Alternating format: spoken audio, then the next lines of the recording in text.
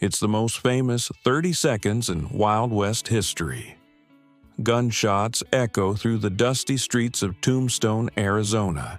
Men face each other, hands hovering near their pistols. When the smoke clears, 3 are dead, and legends are born. But the truth?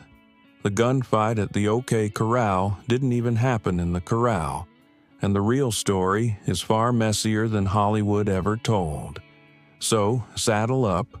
We're heading into the heart of the Old West to find out what really went down that day in Tombstone. This is Carpenter Cowboy, and this is the true story of the OK Corral. Picture this. It's the early 1880s. Tombstone, Arizona, isn't just a dusty frontier town anymore. It's booming. Thanks to silver, it's now one of the fastest-growing cities in the West. Saloons line the streets. Gamblers, prospectors, and outlaws rub shoulders daily. It's loud, it's rowdy, and it's dangerous.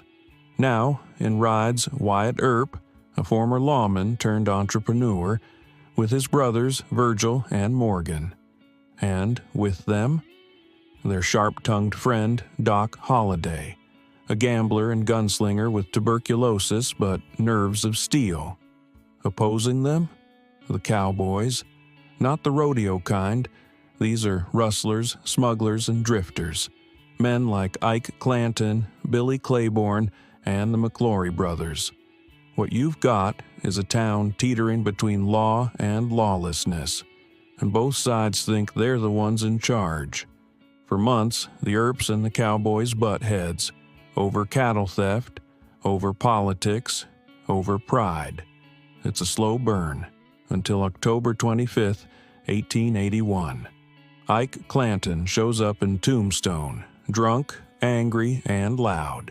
He's making threats, talking about killing the Earps. By morning, he's still ranting, still armed, still looking for a fight. The Earps hear about it and decide enough is enough. They arm themselves, and so does Doc. It's no longer a question of if, it's when.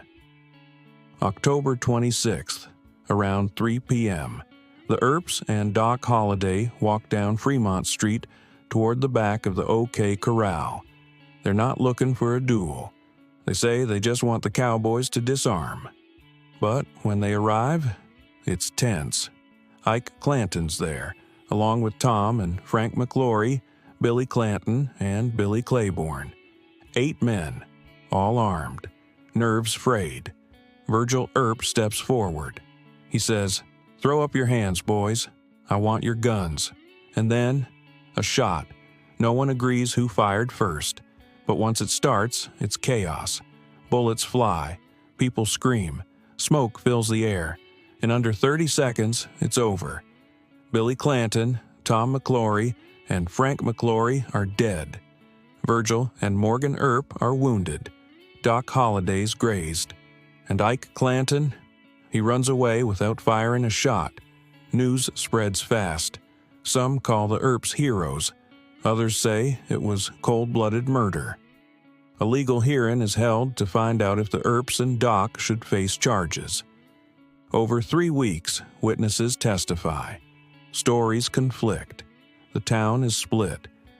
In the end, the judge rules they acted within the law. But peace doesn't return. Weeks later, Morgan Earp is ambushed and killed. Virgil is crippled in another attack. And Wyatt? He loses faith in the law. He sets out on a vendetta ride, hunting down those he blames one by one. Lawman turns outlaw, and the lines between justice and revenge blur completely. So why did this shootout become legendary? It wasn't the biggest, it wasn't the bloodiest, but it had everything. Good guys, bad guys, tension, betrayal, and justice, all wrapped into 30 explosive seconds.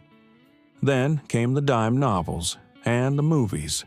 Wyatt Earp lived long enough to shape his own story, and Hollywood did the rest. But here's the truth. The Earps weren't saints. The Cowboys weren't all villains. It wasn't a showdown between good and evil. It was a messy, tragic clash between men in a town too small for all their egos. The gunfight at the OK Corral only lasted half a minute, but its echo still rings through history. Thanks for watching. If you enjoyed this ride into the real Wild West, don't forget to like, subscribe, and hit that bell for more stories from the frontier. This is Carpenter Cowboy, where the legend meets the truth.